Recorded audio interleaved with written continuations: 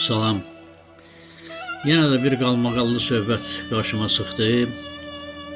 Xanəndə İlkin Əhmədov gəlin bəylərin toyxanaya, saraya əcnəbi musiqilərlə daxil olmasına etirazını bildirib və doğru da eləyib.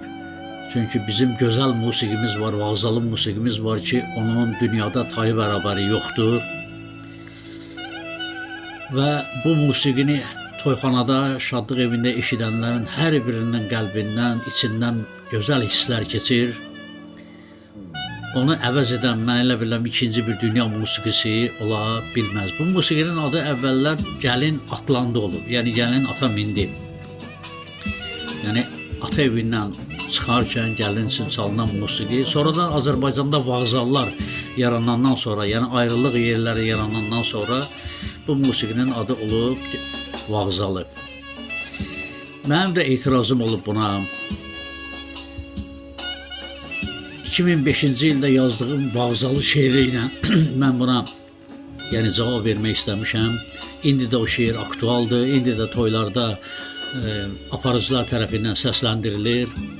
İstəyirəm həmən vağzalı şeirimi sizə çatdırım. Vağzalı. Bir şərbətdir, içən qəmi onudur. Şənliklərin əvvəlidir, sonudur. Bəy paltarı, ağ gəlinlik donudur. Toy nişanın naxışıdır vağzalı.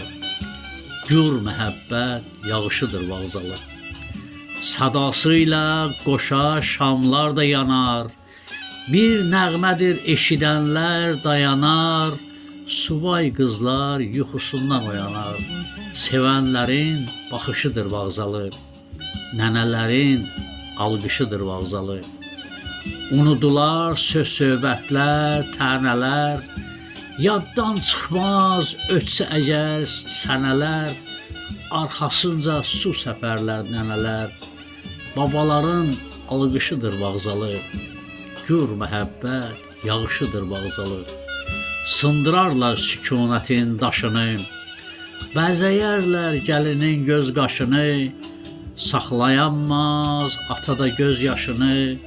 Ər evinin çağırışıdır vağzalı. Toy nişanın naxışıdır vağzalı. Gür məhəbbət yağışıdır vağzalı.